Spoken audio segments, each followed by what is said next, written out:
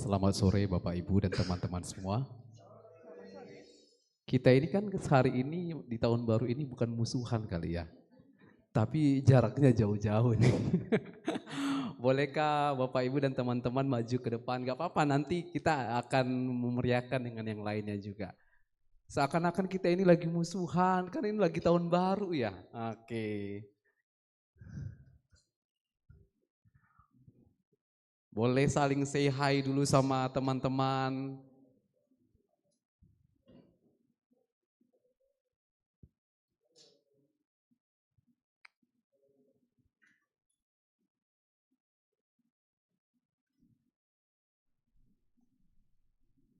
Oke, posisinya sudah baik. Bapak Ibu boleh duduk dulu. Ya. Bapak Ibu dan teman-teman sekalian yang terkasih dalam Tuhan, kita akan memulai ibadah kita. Mari kita mengambil waktu sejenak untuk menenangkan diri. Kita mau mengarahkan hati kita dan pikiran kita kepada Tuhan. Biarlah kesibukan kita, mungkin beban kita, dan mungkin pergumulan kita, mari kita serahkan sepenuhnya ke dalam tangan Tuhan. Mari kita bersaat teduh sejenak.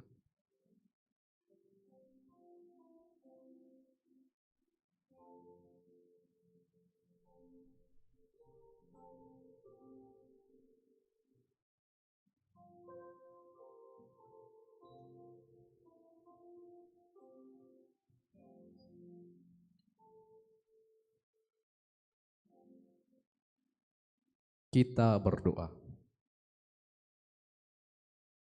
Tuhan Allah yang penuh kasih, kami mengucap syukur karena hari ini Engkau memperkenankan kami untuk berkumpul sebagai persekutuan di hadapan-Mu. Terima kasih Tuhan untuk penyertaan-Mu sepanjang hari yang telah kami lalui. Kini kami datang dengan hati yang rindu untuk berjumpa dengan-Mu ya Tuhan. Kuduskanlah hati dan pikiran kami, agar ibadah ini sungguh berkenan di hadapan-Mu. Kiranya Roh Kudus-Mu memimpin setiap bagian ibadah ini, dari awal hingga akhir, sehingga nama-Mu saja yang dimuliakan. Di dalam nama Tuhan Yesus Kristus kami berdoa. Amin. Saudara-saudara yang terkasih dalam Tuhan Yesus, saya undang teman-teman semua untuk bangkit berdiri. Dengan penuh syukur dan sukacita, kita menghadap kepada Tuhan. Tuhan yang setia memelihara kehidupan kita. Untuk itu, kita patut untuk memuji dan memuliakan nama Tuhan. Dialah Allah yang baik, yang mengundang kita untuk mengalami kasih dan kebaikannya di dalam kehidupan kita. Mari kita puji Dia, Allah kita Raja di atas segala raja. Kecaplah dan lihatlah. Kita boleh bertepuk tangan memuji Tuhan, Allah kita Sang Raja.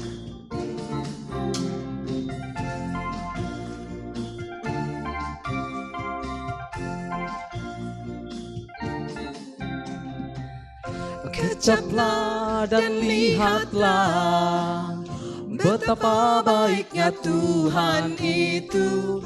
Rasakan dan nikmati kasih setia Tuhan. Syukur bagimu Tuhan, segala hormat bagimu Tuhan. Allah yang mengasihiku, Allah yang memeliharaku selamanya. Mari kita angkat puji lagi lagu ini, dimulai dari yang wanita. Kecaplah dan lihatlah betapa baiknya Tuhan itu. Rasakan dan nikmati kasih setia Tuhan. Para pria, kecaplah dan lihatlah betapa baiknya Tuhan itu. rasakan dan nikmati kasih setia Tuhan. Kasih setia Tuhan, bersama-sama muji Tuhan. Syukur bagimu Tuhan, segala hormat bagimu Tuhan. Allah yang mengasihiku, Allah yang memeliharaku selamanya.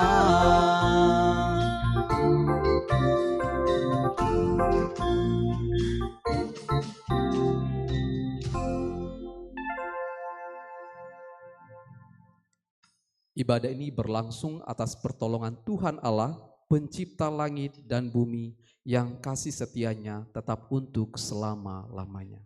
Amin. Saudara-saudara dipersilakan untuk duduk kembali.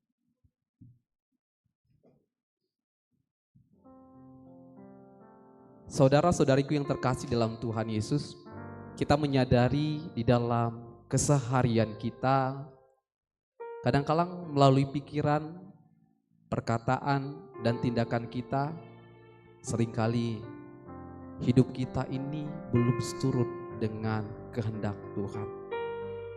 Masih banyak sikap yang kita pelihara, kata-kata yang kita ucapkan, maupun keputusan yang kita ambil melukai sesama, bahkan menyedihkan hati Tuhan. Melalui lagu ini, mari kita datang kepada Tuhan dengan hati yang terbuka, mengakui segala dosa dan kelemahan kita. Ampuni aku Tuhan.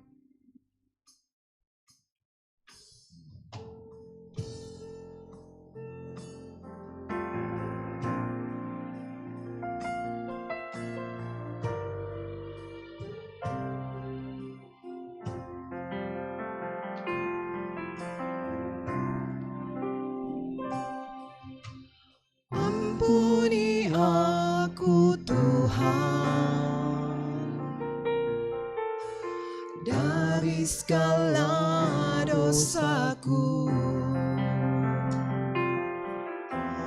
Lepaskanlah semua ini, derita yang ku rasa. Mari kita katakan kembali kepada Tuhan. Ampuni aku Tuhan. Ampuni aku Tuhan dari segala dosaku.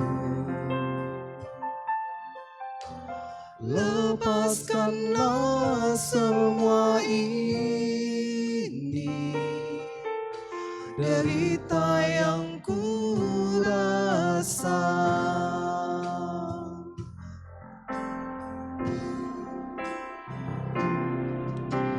Jadikan aku Tuhan seperti yang Kau mau. Bimbing setiap langkahku di jalan yang benar. Mari kita akui di hadapan Tuhan untuk dosa yang telah kita lakukan secara pribadi.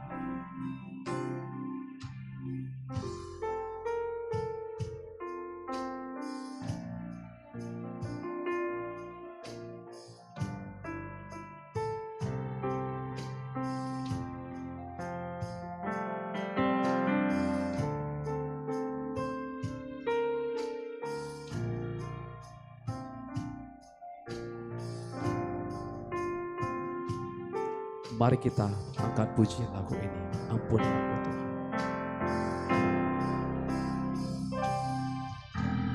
Tuhan. Ampuni aku Tuhan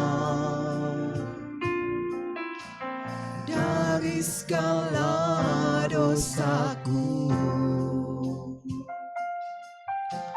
Lepaskanlah semua ini, derita yang ku rasa.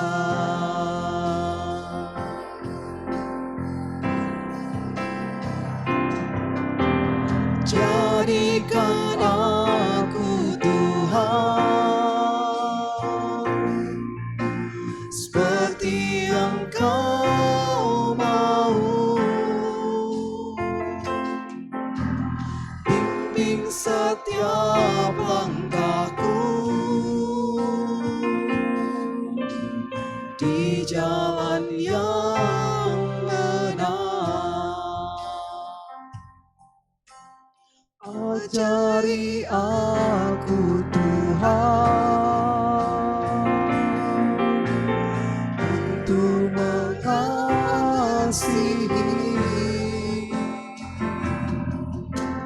Jadikanlah diriku orang yang berguna.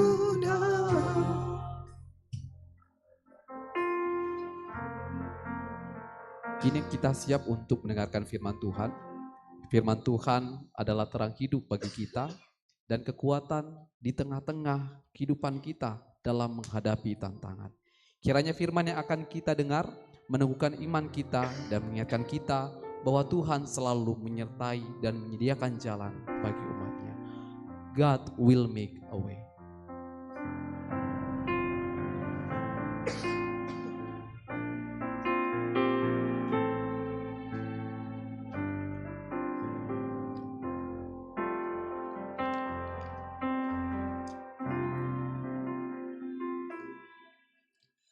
God will make a way where there seems to be no way.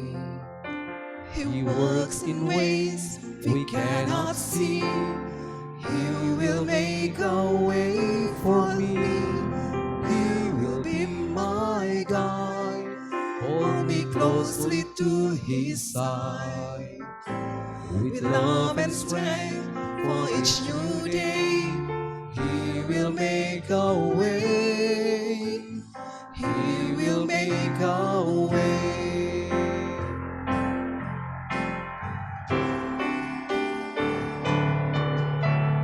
God will make a way where there seems to be no way. He works in ways we cannot see. He will make a way for me. He will be my guide. Hold me closely to His side. With love and strength for each new day, He will make a way. He will make a way. I am on the way in the wilderness. He'll lead me. Rivers in the desert will I see. Heaven and earth will fade, but His word will still remain. And He will do something new today. God will make a way where there seems to be no way. He walks in ways we cannot see. He will make a way for me. He will be my guide. Hold me closely to His side. With love and strength for each new day, He will make a way. He will make a way. Kami kembali datang menghadap tahta dan kekudusan-Mu Tuhan. Berterima kasih untuk semua kebaikan Tuhan yang sudah kami rasakan. Terima kasih kami boleh merasakan berkat-Mu yang berkelimpahan dan diizinkan untuk bersyukur kepadamu, memuji memuliakan nama-Mu, menghayati kembali kebaikan-Mu, dan diizinkan untuk hidup dalam kebenaran firman-Mu. Biarlah setiap kami diberkati melalui firman yang Tuhan sampaikan sebentar lagi, agar sepulang dari ibadah ini, kami menjadi pribadi yang baru, yang lebih baik, yang mengenal kehendak-Mu, yang mau diarahkan hidupnya oleh-Mu, yang benar-benar bahagia karena hidup dalam kebenaran firman-Mu. Tuhan boleh bersabda dengan hati yang terbuka dan sukacita, kami siap untuk mendengarkannya. Kami berdoa di dalam nama Tuhan Yesus Kristus. Amin. Teman-teman, kita akan mendengarkan firman Tuhan dari kitab Yohanes pasal yang pertama.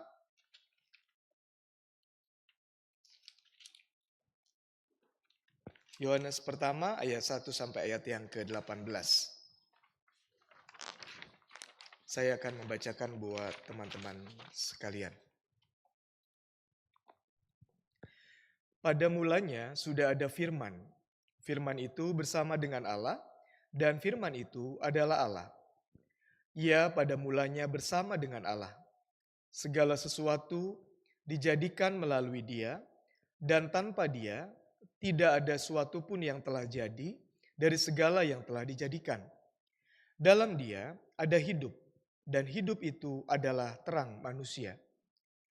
Terang itu bercahaya di dalam kegelapan, dan kegelapan itu tidak menguasainya. Datanglah seorang yang diutus Allah, namanya Yohanes. Ia datang sebagai saksi untuk bersaksi tentang terang itu, supaya melalui dia semua orang menjadi percaya. Ia bukan terang itu, tetapi ia harus bersaksi tentang terang itu. Terang yang sesungguhnya, yang menerangi setiap orang, sedang datang ke dalam dunia. Ia telah ada di dalam dunia, dan dunia dijadikan melalui Dia, tetapi dunia tidak mengenalnya. Ia datang kepada miliknya, tetapi orang-orang miliknya itu tidak menerimanya. Namun, semua orang yang menerimanya diberinya hak supaya menjadi anak-anak Allah, yaitu mereka yang percaya dalam namanya. Mereka yang dilahirkan bukan dari darah atau dari hasrat manusia, bukan pula oleh hasrat seorang laki-laki, melainkan dari Allah. Firman itu telah menjadi manusia dan tinggal di antara kita. Dan kita telah melihat kemuliaannya, yaitu kemuliaan sebagai anak tunggal Bapa, penuh anugerah dan kebenaran. Yohanes bersaksi tentang dia dan berseru, "Inilah dia yang kumaksudkan ketika aku berkata, Dia yang datang sesudah aku telah mendahului aku, sebab dia telah ada sebelum aku." Sebab dari kepenuhannya kita semua telah menerima anugerah demi anugerah. Sebab hukum Taurat diberikan melalui Musa, tetapi anugerah dan kebenaran datang melalui Yesus Kristus. Tidak seorang pun pernah melihat Allah. Namun anak tunggal Allah yang ada di pangkuan Bapa, dialah yang menyatakannya. Saudara-saudara, demikian firman Tuhan. Kita yang berbahagia adalah kita yang senantiasa memelihara kebenaran firman-Nya. Nah, saudara-saudara, mungkin saudara mendengar ada satu cerita yang sangat-sangat memukul dan memprihatinkan terkait dengan mahasiswi di Sulawesi Utara yang belum lama ini dengar bunuh diri atau ada dugaan tapi kemungkinan besar dia bunuh diri karena dia dilecehkan secara seksual oleh dosennya sendiri. Nah, kasus-kasus seperti ini kalau boleh jujur banyak sekali. Ada orang-orang Kristen, remaja, pemuda, bahkan saya sedih sekali pernah ada istri pendeta juga bunuh diri karena terlibat pinjol. Saya mendengar ada kasus-kasus satu ibu dengan dua anaknya mau juga bunuh diri karena kasus pinjol. Nah, saya tidak tahu apakah jumlah orang yang pengen bunuh diri sekarang ini jauh lebih banyak dibandingkan sebelum-sebelumnya. Tetapi yang saya mau katakan, sekarang ini isu tentang kesehatan mental health, atau orang-orang atau saudara-saudara mungkin yang merasakan kayaknya bebannya banyak dan beban itu nggak bisa dipikul sehingga orang dengan gampang merasa frustasi dalam hidupnya dan seandainya diibaratkan gelap, kegelapan yang dialami itu membuat orang-orang ini merasa, aduh, kayaknya aku nggak sanggup menghadapi kegelapan. Nggak ada sedikit pun secerca terang sehingga ada yang frustasi, ada yang banyak ke psikiater, ada yang memutuskan untuk bunuh diri. Nah, hari ini Tuhan ingin mengajak kita merenungkan siapa Tuhan, Sang Firman yang adalah penerang kehidupan. Saya dan saudara-saudara diajak untuk merenungkan siapa Tuhan yang adalah Sang Firman dan penerang kehidupan. Orang yang betul-betul ketemu Tuhan, penerang kehidupan, hidupnya tidak akan dikuasai kegelapan. Orang yang betul-betul bertemu dengan Tuhan, penerang kehidupan, hidupnya tidak akan pernah dikuasai kegelapan. Nah, saudara-saudara, Injil Yohanes ini ditujukan kepada orang-orang Yunani yang sebagian besar sangat hafal tentang filsafat-filsafat pada zaman itu. Kalau saudara membaca atau belajar tentang filsafat ilmu di perkuliahan semester-semester awal, saudara tahu bahwa dari baratlah muncul filsafat barat yang memulai tradisi filosofi, mencintai Sofia, mencintai kebijaksanaan. Dan tradisi-tradisi filosofi ini, saudara-saudara, dimulai dengan orang yang merenungkan kemanusiaan dalam keterbatasan, lalu mereka mencoba mengabstraksi dan mencari kebijaksanaan-kebijaksanaan yang kemudian memunculkan tradisi. Kalau yang terkenal tradisi Plato dan Aristoteles. Kalau Plato itu memulai gagasan bahwa yang sejati itu adalah dunia ide, dunia yang melampaui dunia empiris. Dia mengatakan kalau kita menderita karena kita tidak betul-betul terhubung pada dunia gagasan yang sejati itu. Di sini sifatnya fana atau bukan sesuatu yang hakiki. Kita tinggal di dalam goa, kalau saudara pernah membaca filsafat Plato, dan kita hanya melihat bayang-bayang keabadian, kira-kira begitu. Nah, tradisi kedua, empirisme di Aristoteles itu yang melihat cuma hidup sekarang, apa adanya realita, apa adanya interaksi manusia. Nah, semua tradisi filsafat berakar dari dua tradisi ini, Plato dan Aristoteles. Yang saya mau ceritakan, tradisi Plato itulah yang menguasai banyak alam pikir orang Yunani yang kemudian mendapatkan Injil dari Yohanes ini. Makanya Yohanes ketika menceritakan siapa Yesus Sang Firman, dia mulai dengan menjelaskan pada mulanya sudah ada firman. Kalau terjemahan yang lama tuh, pada mulanya adalah firman. Firman itu bersama dan firman itu adalah Allah. Itu bahasa Yunaninya. Awalnya, permulaannya, sejatinya, yang paling pertama, causa prima. Penyebab pertama, NRK itu firman. Firman itu bersama-sama dengan Allah dan firman itu adalah Allah. Nah, Yohanes mulai dengan menceritakan siapa sebetulnya Yesus Sang Firman itu yang ada sejak kekal dan dia ada sampai kekal. Dia Tuhan, kira-kira demikian. Makanya dalam ayat kedua dikatakan, ia pada mulanya bersama dengan Allah. Seakan-akan dua pribadi yang terpisah, firman dengan Allah. Tetapi dalam ayat ketiga dijelaskan, segala sesuatu dijadikan melalui dia, dan tanpa firman, tidak ada sesuatu pun yang telah jadi dari segala yang telah dijadikan. Ini sederhananya begini. Itu tidak ada kehidupan. Dengan firman itu, kehidupan ada dalam dunia ini.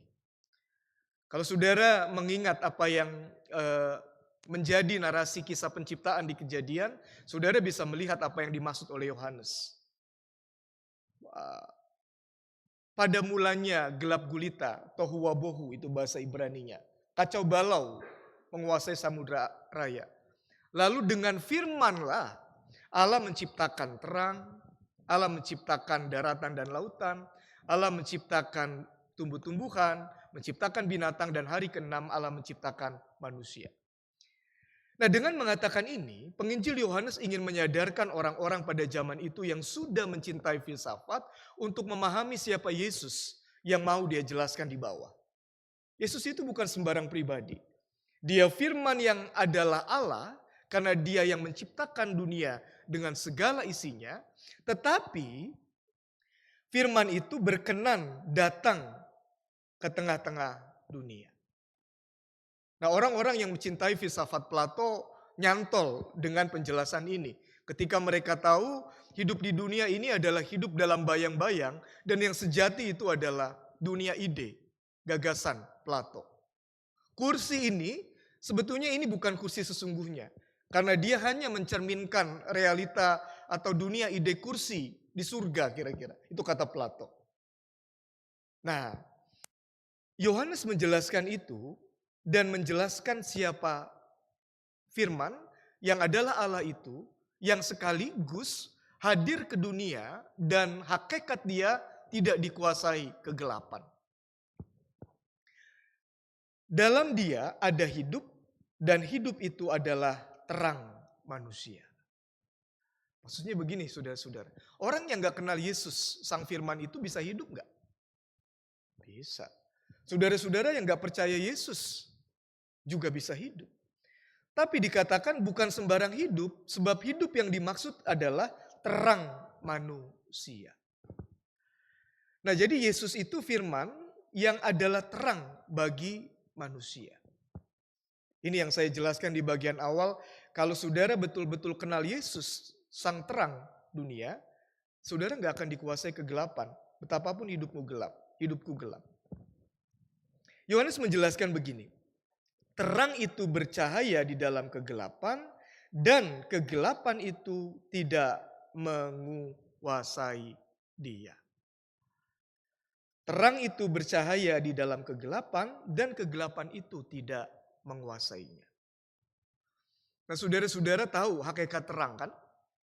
Kalau kita malam-malam ibadah, tiba-tiba mati lampu, gelap semua, nggak ada cahaya, ada satu saja cahaya yang kita nyalakan, maka kegelapan itu tidak bisa menguasai terang. Itu hakikat alami sebetulnya.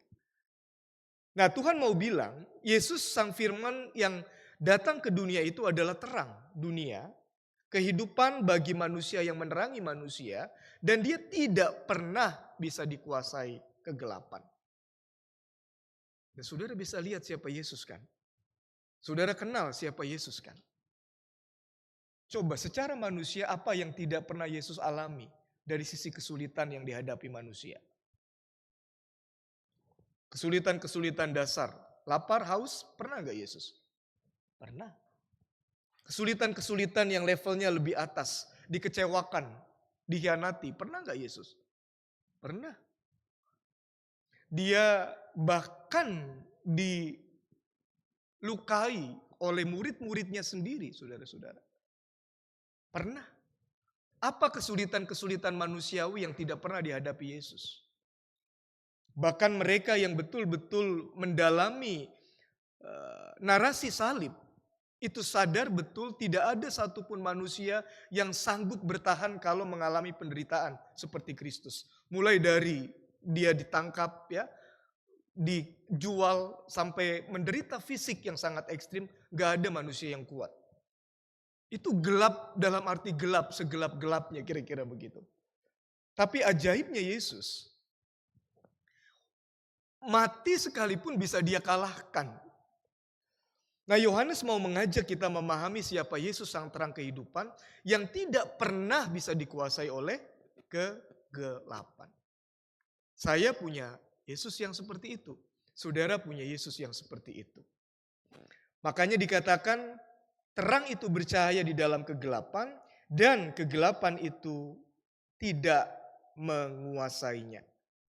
Nah, ayat 7, 8, 9 itu menceritakan tentang Yohanes yang memang diutus untuk menjadi saksi tentang Yesus.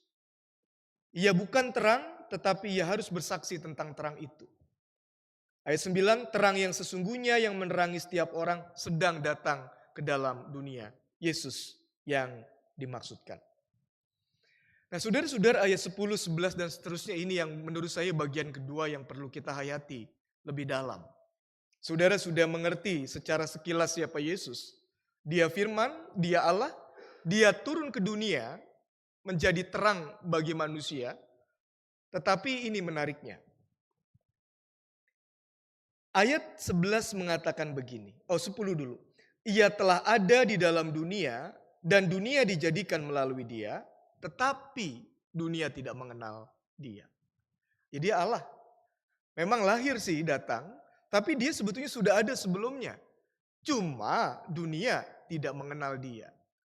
Nah yang ayat selanjutnya yang penting. Ayat 11, kita baca sama-sama ayat 11 saudara-saudara. Ia datang kepada miliknya, tetapi orang-orang miliknya itu tidak menerimanya. Tidak menerimanya. Saudara tahu, Yesus sebetulnya diutus pertama-tama untuk orang Yahudi. Dia tidak bermaksud menciptakan agama dan keyakinan baru. Dia hanya ingin orang-orang Yahudi sadar betul apa yang paling hakiki dalam keyahudian adalah mencintai Allah dengan seluruh keberadaan diri dan mencintai manusia seperti diri sendiri. Maka itulah yang Yesus sebetulnya tunjukkan ketika dia berkurban untuk Allah, walaupun sebagai manusia dia tidak rela. Dalam rangka apa? Menunjukkan cinta total untuk Allah. Aku mati pun rela.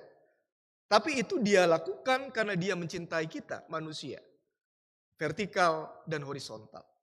Nah cuma orang Yahudi nggak mau terima Yesus, kata Yohanes. Nah inilah sebetulnya yang kemudian menjadi titik di mana Rasul Paulus memberitakan Injil keluar lingkaran orang-orang Yahudi. Dia menceritakan Injil ke orang Roma, ke Efesus, Galatia, dan seterusnya dan seterusnya. Nah saudara, ayat 12 yang menjadi fokus perenungan kita sore ini. Namun semua orang yang menerimanya diberinya hak supaya menjadi anak-anak Allah, yaitu mereka yang percaya dalam namanya. Nah, saudara sudah terima Yesus belum? Sudah terima Yesus belum? Sudah apa belum? Ragu-ragu sudahnya. Ini jawaban orang GKI memang begini nih. Tanggung-tanggung ya di tengah-tengah ya. Mau bilang iya takut dibilang sombong. Mau bilang enggak, kayaknya malu gitu. Sudah terima Yesus belum? Sudah. Dengan catatan, saudara. Tadi pagi saya kasih ilustrasi. Ya. Sekarang saya kasih ilustrasi lagi nih. Ini apa saudara? Uang 100. Ada yang mau uang 100.000? Silakan ambil.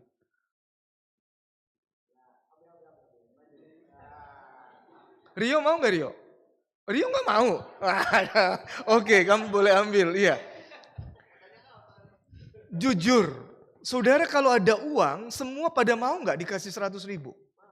Mau? Mau nggak? Kenapa? Iya, 100.000 kurang sih. Tapi kalau dikasih mau nggak?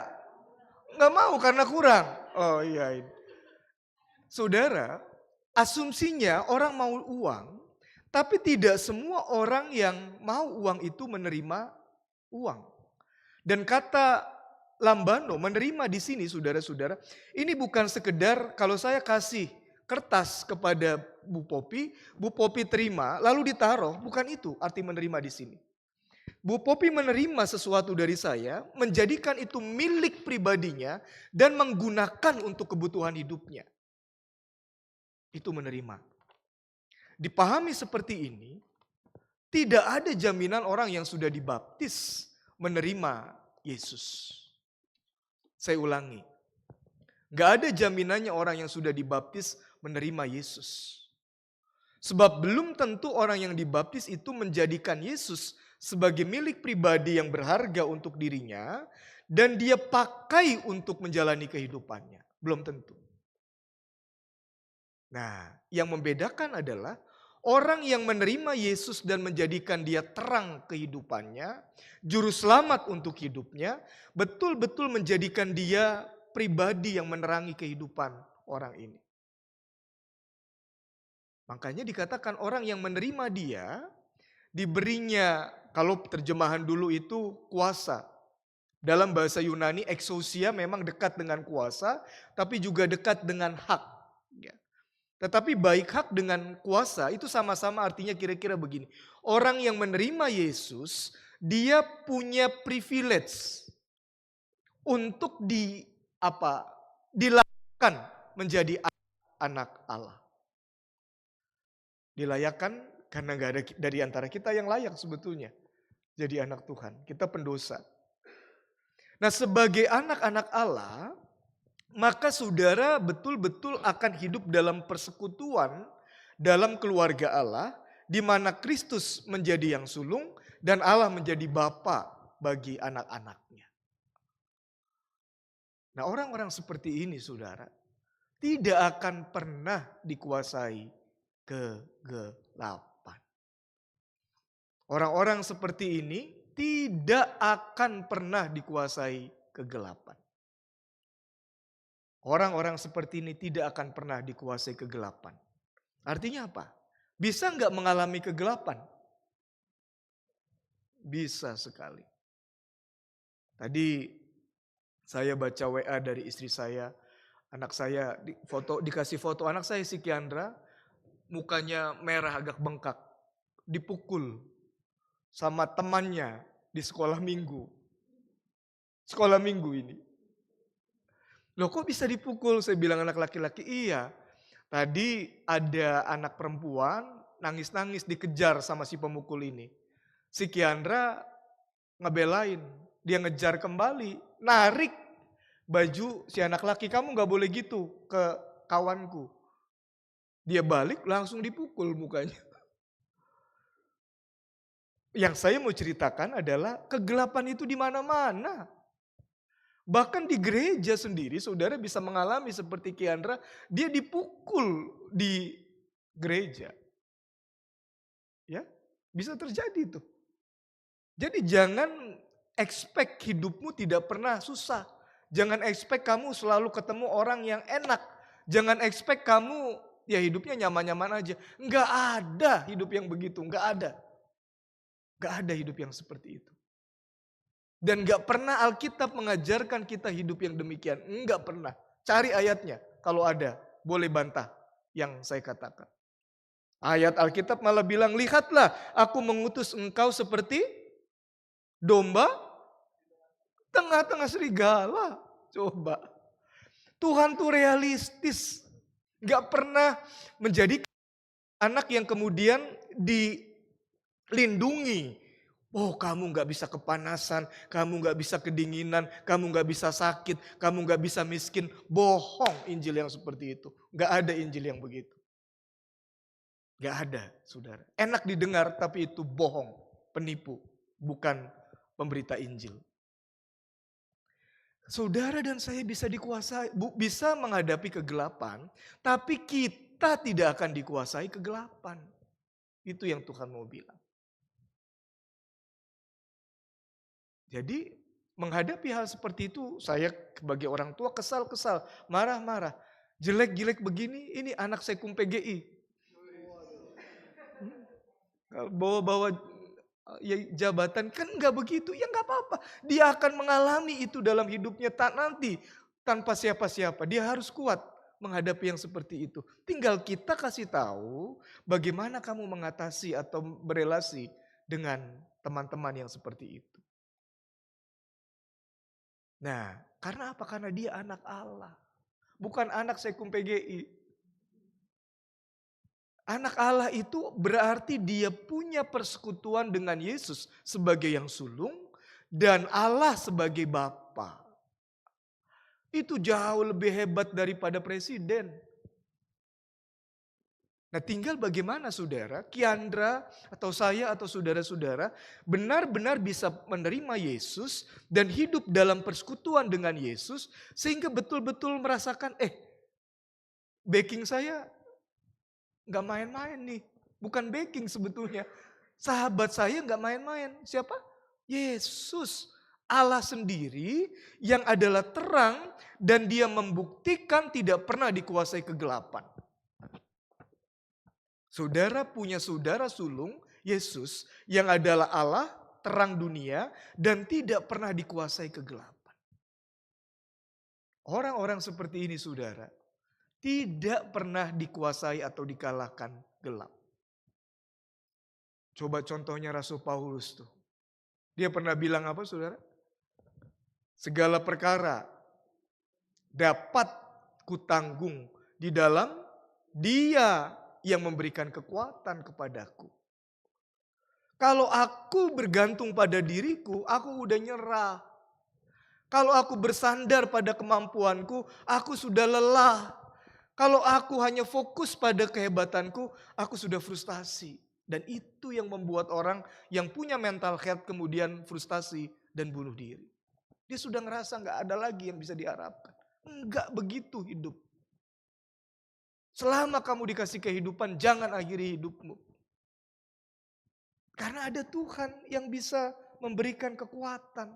Ada Tuhan yang terangnya sekecil apapun engkau lihat, dia bisa bercahaya mengalahkan kegelapan yang ada. Makanya dikatakan saudara-saudara, firman itu telah menjadi manusia, tinggal di antara kita, dan kita telah melihat kemuliaannya. Yaitu kemuliaan sebagai anak tunggal Bapa, anugerah dan kebenaran. Firman itu, terang itu telah menjadi manusia, tinggal di antara kita, dan kita telah melihat kemuliaannya, yaitu kemuliaan sebagai anak tunggal Bapa, penuh anugerah dan kebenaran. Saya sudah lama tidak ke Bogor Baru dan rasanya kangen. Ini seperti mencharge kembali spiritualitas saya pribadi karena lewat pelayanan ke Bogor Baru, saya diingatkan tentang hebatnya Allah, dahsyatnya Allah, luar biasanya Allah bekerja di dalam kehidupan jemaat-jemaat setiap pribadi lepas pribadi. Saya ketemu wajah-wajah yang saya tahu betul dulu ketika bergumul udah nggak bisa apa-apa dan bilang aduh nggak sanggup. Ternyata lewat. Saya ketemu dengan Pak Gideon tadi saya kasih contoh khotbah yang saya dengar sendiri dokter spesialis bilang jujur ya harapannya nggak banyak. Jarang kasus seperti ini stroke bisa pulih. Kalaupun bertahan hidup lama itu istilahnya cuma apa? Vegetatif. Saya dengar langsung, susah, kerusakannya parah. Tapi saudara bisa lihat, Pak Gideon bisa, sekarang sudah bisa ngobrol, sudah bisa bercanda, Bu Yanti yang cantik. Entah bercanda entah benar, memang Pak Gideon begitu kita nggak tahu. Tapi sudah bisa komunikasi. Itu bukan pekerjaan manusia, karena manusia sudah memvonis. Sulit bertahan kecuali sekedar vegetatif. Ada banyak orang yang ketika saya lihat wajahnya, iya, aduh Tuhan ini betul-betul istimewa. Tidak ada satu kegelapan yang bisa menguasai kehidupan anak-anaknya. Kalau anak-anak Allah benar-benar mau terima Yesus dan merasakan Yesus tinggal bersama dengan dia. Nah hari ini kita kembali diingatkan di awal tahun, bukan kebetulan, bahwa kita punya Yesus, the Word, tapi juga the light in the noise.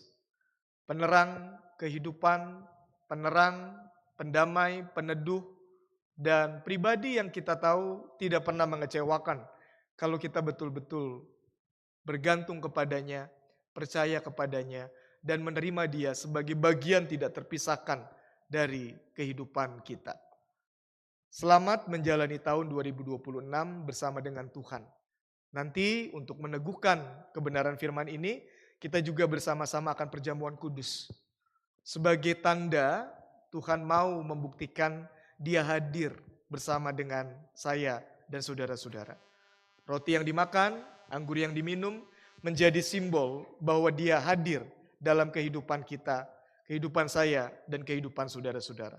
Bersama dengan Yesus, tahun 2026 pasti akan indah, pasti akan terang. Sebab di dalam dia kita bisa melakukan segala perkara. Sebab dia selalu memberi kekuatan untuk saya dan saudara-saudara. Amin. Mari kita berdoa. Kami bersyukur kepadamu untuk kebenaran firman yang meneguhkan iman kami, menguatkan iman kami, dan memberkati kami untuk optimis menjalani tahun baru 2026 yang Tuhan anugerahkan. Hari ini kami datang kepadamu untuk memohon agar Tuhan campur tangan menerangi beberapa situasi atau peristiwa. Kami mohon Engkau menyempurnakan kesehatan Pak Gideon, juga kekuatan dan damai sejahtera untuk keluarga yang mendampingi Pak Gideon yang masih membutuhkan kuasa Tuhan agar dia boleh mengalami pemulihan. Kami serahkan ke dalam tangan-Mu para mahasiswa atau kami yang bekerja, supaya di dalam apa yang kami kerjakan, kami bisa melihat terang Tuhan, sehingga kalau ada kegelapan, kalau kami bergumul, kalau kami kesulitan, kalau kami ada masalah, kami tidak terpaku pada itu semua, tapi melihat cahaya terang Tuhan yang mampu menuntun kami melewati pergumulan, persoalan, dan kegelapan. Kami serahkan juga ke dalam tangan Tuhan rekan-rekan mahasiswa yang dalam proses studinya bergumul dengan keluarga, bergumul dengan kondisi keuangan, atau bergumul dengan dosen atau teman-teman. Hadirlah di dalamnya supaya mereka betul-betul merasakan mereka adalah anak Allah yang melihat kemuliaan Yesus dalam hidupnya sehingga mereka boleh optimis melewati setiap pergumulan dan masalah yang ada. Bapa di dalam surga, kami juga berdoa untuk keluarga kami masing-masing. Tuhan tolong berkati orang tua kami, atau anak-anak kami, atau pasangan hidup kami, supaya di dalam itu semua mereka terus merasakan cinta kasih dan kebaikan Bapa di surga. Kami berdoa juga untuk bangsa Indonesia, supaya pemerintah kami Engkau tuntun, Engkau pimpin, Engkau bersihkan nuraninya sehingga dijauhkan dari niat-niat jahat, koruptif, dan mereka betul-betul mau menjadi abdi negara yang membangun bangsa, mensejahterakan rakyat, menciptakan keadilan sosial yang menjadi cita-cita semua masyarakat Indonesia. Bapa di surga, kami juga berdoa buat mereka yang menderita karena harus berjuang di tengah-tengah kesulitan karena bencana ekologis yang terjadi di Aceh, Sumatera Barat, dan Sumatera Utara. Tolong mereka lewat pemerintah atau lewat lembaga-lembaga sosial agama agar mereka bisa meringankan kesulitan dan pergumulan yang saat ini dirasakan. Bapak yang baik, kami juga menyerahkan gerejamu di sini agar terus Engkau pakai sehingga gerejamu menjadi berkat untuk jemaat juga untuk masyarakat. Terima kasih Bapa di surga, inilah sebagian dari syafaat kami yang kami yakin Engkau akan dengar semua sebab rencanamu baik, indah, dan sempurna. Kalau rencana Tuhan berbeda dengan kehendak kami, ajar kami menerima rencanamu lebih baik daripada keinginan kami. Kami berdoa di dalam nama Allah Bapa, kasih Tuhan Yesus Kristus dan persekutuan Roh Kudus.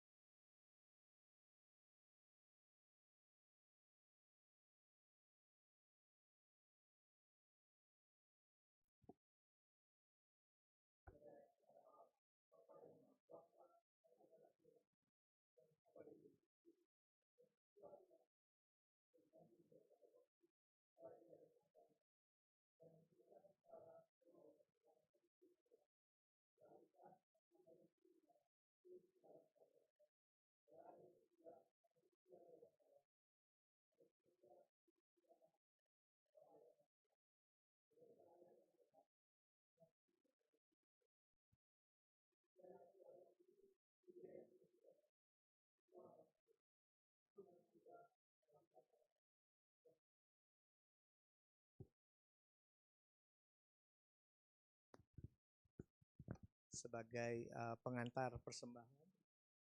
Tadi kita belajar dari Yohanes 1 bahwa Allah telah memberikan kita, menganggap kita sebagai anaknya. Mari kita sebagai anak yang berbakti kepada Bapa, kita juga mau memberikan yang terbaik. Ya, saya teringat kenal sama yang punya Bogor Permai, Pak Trisna. Dia bilang saya beli jam sendiri bisa. Tapi kalau anak saya kasih jam ke saya untuk hadiah ulang tahun, betapa bahagianya saya. Ya, demikian kita juga sebagai anak yang berbakti, kita mau memberi untuk pelayanan kita ini dengan sukarela. Sebagai lagu persembahan, betapa hatiku berterima kasih Yesus.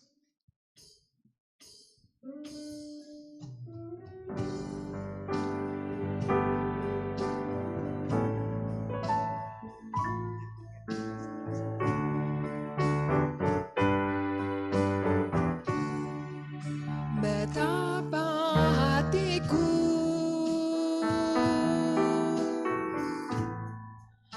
berterima kasih Yesus, Kau mengasihiku, Kau memilikiku. Hanya ini Tuhan persembahanku, segenap hidupku, jiwa dan ragaku, sebab tak ku miliki harta kekayaan yang cukup berarti untuk ku persembahkan. Hanya ini Tuhan permohonanku, terimalah Tuhan persembahanku, pakailah hidupku sebagai alatmu seumur hidupku.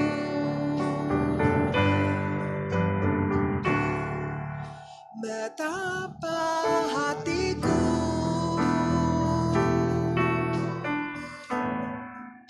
berterima kasih Yesus, Mari kita bangkit Kau berdiri. mengasihiku,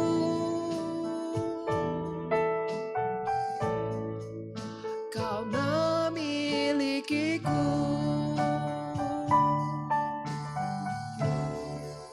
Hanya ini Tuhan persembahanku, segenap hidupku, jiwa dan ragaku, sebab tak ku miliki harta kekayaan yang cukup berarti untuk ku persembahkan. Hanya ini Tuhan permohonanku, terimalah Tuhan persembahanku, pakailah hidupku sebagai alatmu seumur hidupku.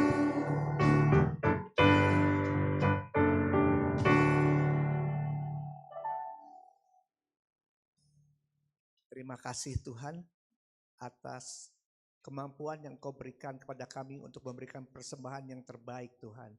Biarlah persembahan yang telah kami berikan ini Tuhan bisa dipakai untuk kemuliaan-Mu di gereja ini. Dalam nama Yesus kami telah berdoa dan mengucap syukur. Amin.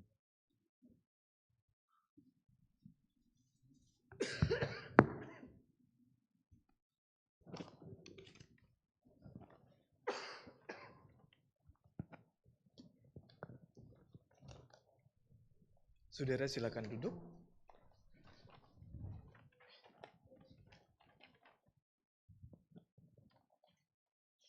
Kita masuk dalam pelayanan perjamuan kudus.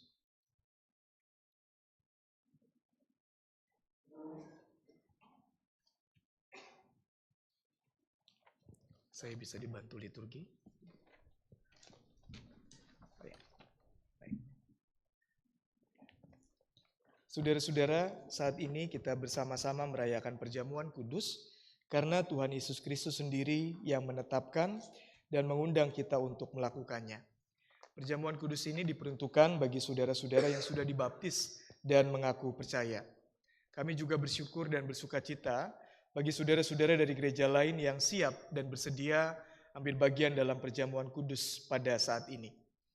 Agar perjamuan kudus ini menjadi berkat, selayaknya kita memeriksa diri kita masing-masing di hadapan Tuhan.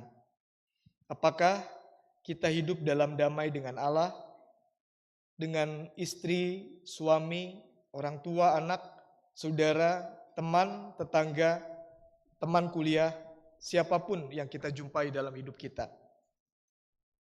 Di dalam ketidaksempurnaan, kita percaya Allah berkenan menyucikan kita dan membaharui hidup kita dan melayakan kita merayakan perjamuan kudus saat ini. Saudara-saudara, marilah kita mengarahkan hati kita kepada Tuhan. Marilah kita bersyukur kepada Tuhan Allah kita. Ya Allah yang kudus, kami bersyukur kepadamu. Kuasa-Mu sungguh berdaulat dalam segala hal. Engkau membuka jalan hidup bagi seluruh ciptaan dan membentuk kami menjadi serupa dengan gambar-Mu. Ketika dosa dan pemberontakan menjauhkan kami daripadamu, Engkau tidak membiarkan kami dalam kuasa maut. Dalam anugerah-Mu, Engkau datang menolong kami. Engkau memanggil kami, mengikat perjanjian dengan kami lewat nabi-nabi-Mu. Engkau mengajarkan kami tentang pengharapan akan keselamatan. Ketika tiba saatnya, Engkau mengirim anak-Mu Yesus Kristus menjadi jalan kebenaran dan hidup untuk kami. Engkau menyucikan kami, mengikat perjanjian baru, dan mengajarkan kami pengharapan dan keselamatan. Engkau juga mengirim Roh Kudus yang membimbing kami melangkah dan berkarya melakukan misi kerajaan-Mu. Karena itu, kemuliaan Tuhan kami agungkan bersama para malaikat yang tak henti-hentinya menyanyi.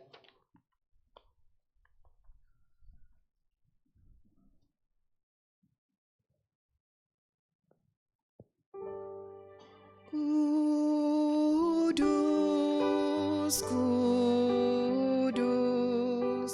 kuduslah Tuhan Maha Kuasa, surga dan bumi penuh kemuliaan-Mu.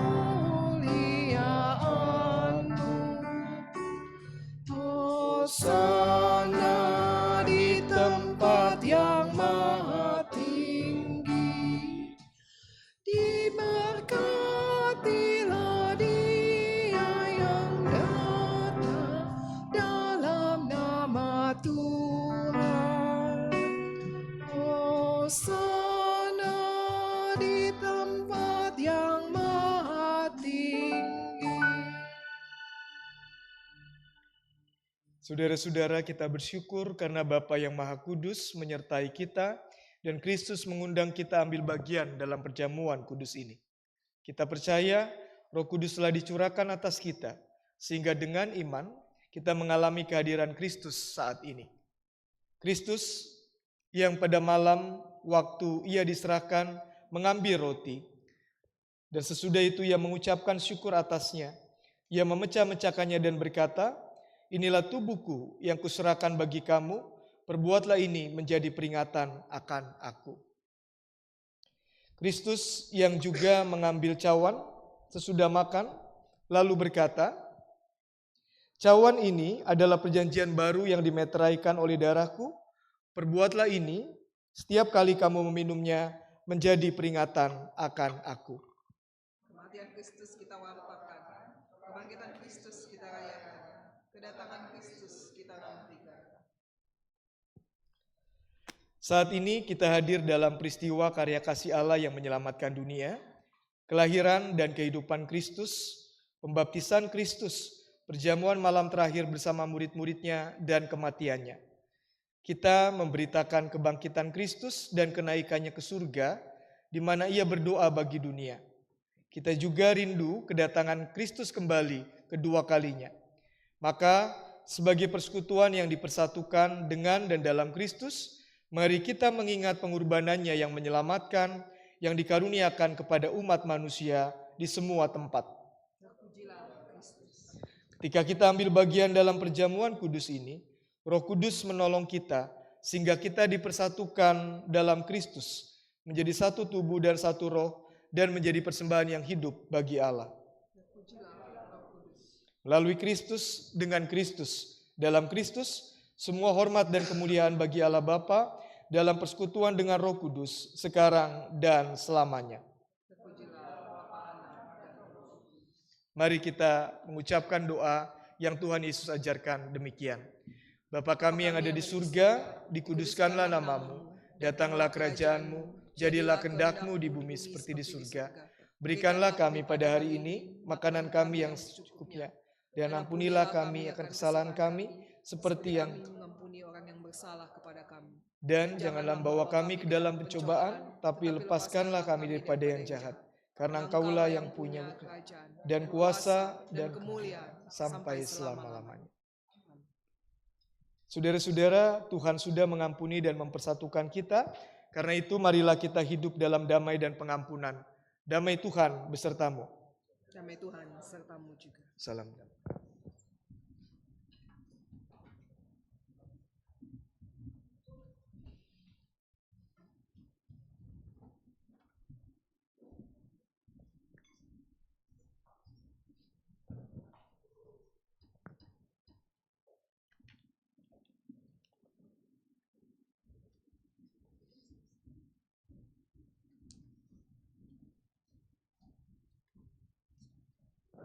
Saudara-saudara, silakan duduk. Saudara, roti yang dipecah-pecahkan ini adalah persekutuan kita dengan tubuh Kristus. Ambillah.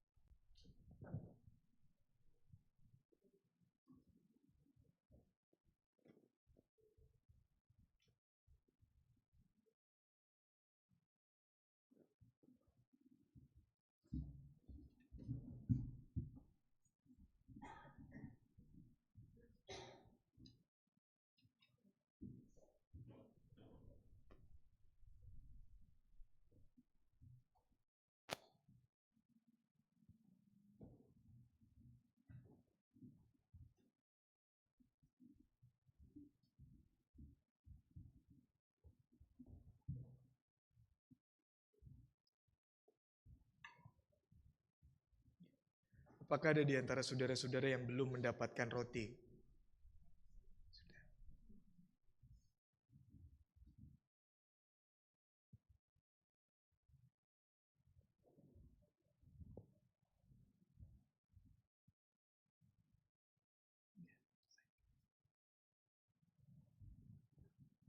Saudara, kita angkat roti yang ada di tangan kita. Ingat dan percayalah, tubuh Tuhan kita Yesus Kristus telah diserahkan buat keselamatan dunia dan keselamatan saudara-saudara juga. Makanlah.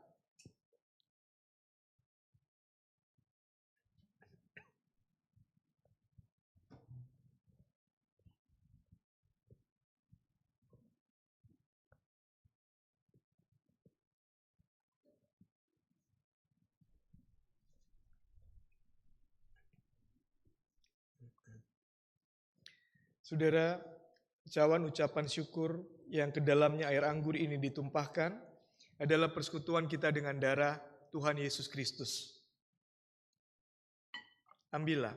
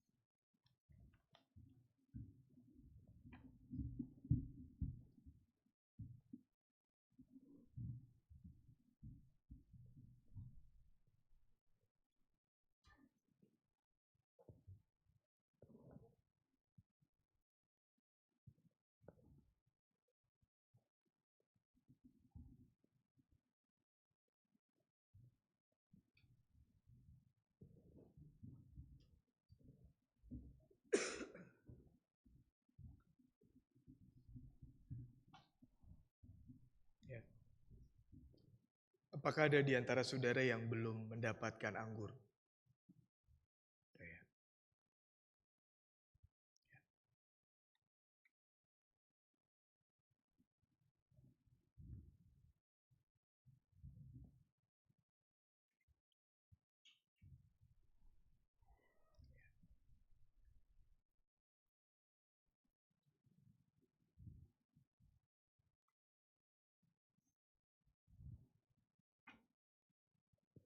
Saudara, kita angkat cawan yang ada di tangan kita.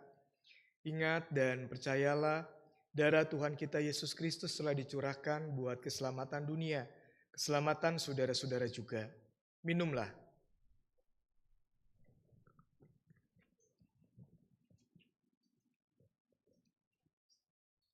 Saya undang saudara untuk berdiri.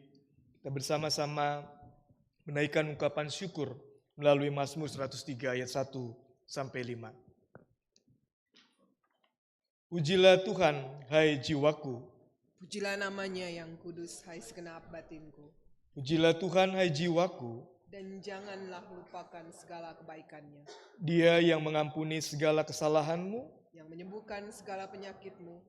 Dia yang menebus hidupmu dari lubang kubur. Yang memahkotai engkau dengan kasih setia dan rahmat. Dia yang memuaskan hasratmu dengan kebaikan. Sehingga masa mudamu menjadi baru seperti pada burung Raja Wali.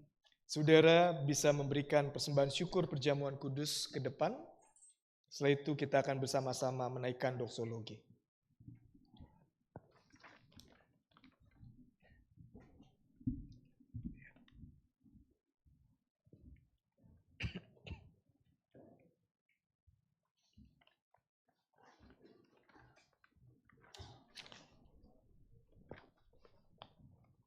Bisa ditutup.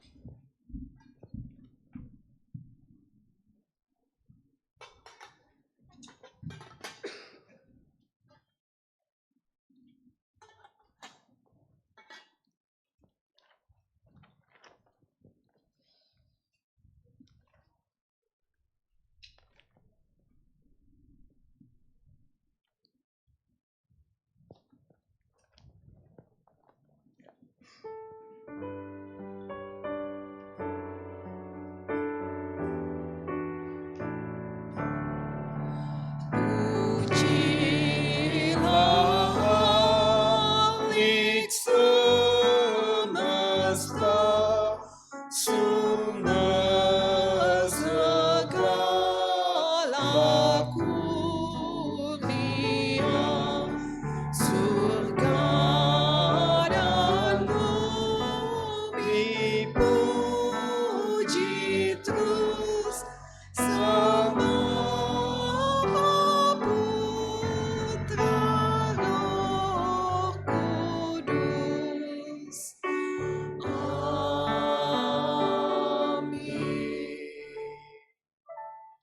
Saudara, jalanilah tahun 2026 bersama Tuhan terang dunia. Berjalanlah dalam kasih yang tak pernah hilang. Percayalah, di dalam Tuhan selalu ada pengharapan. Kita bersama-sama menyanyi, tenanglah kini hatiku.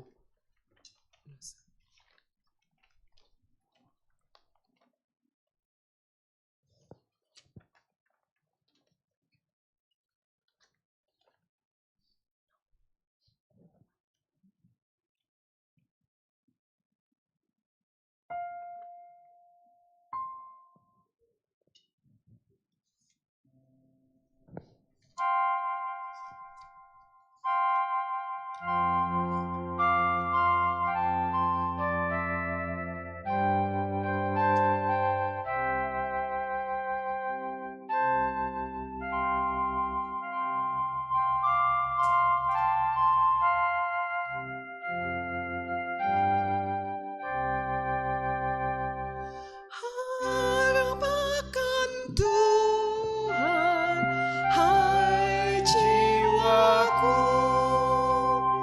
Dia perlindungan dalam susahmu. Jangan resah, tabah berserah, karena habis malam pagi mereka dalam derita dan kemaluan. Tuhan yang setia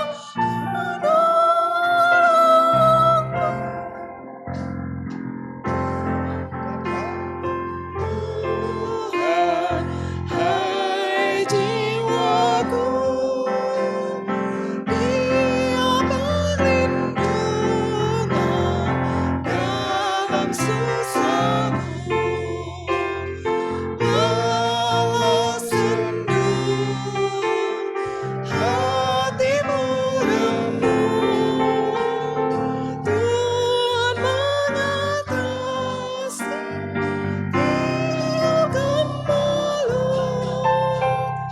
Ya Tuhan, tolong ku yang lemah, setiamu Kau selamanya.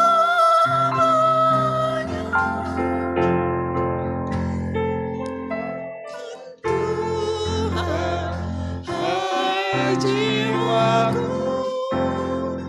Dia perlindungan dalam susahmu. Jangan sedih, nanti berhenti. Yesus memberikan hidup abadi. Habis derita di dunia, Tuhan sukacita. Haleluya.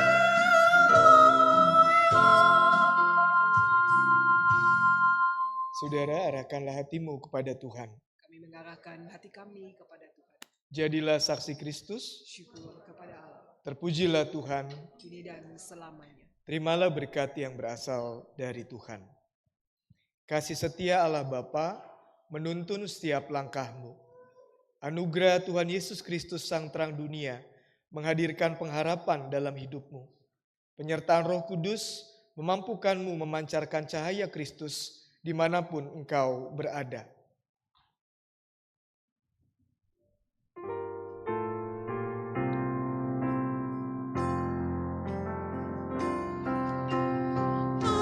Haleluya. Amin. Haleluya. Amin. Haleluya. Haleluya.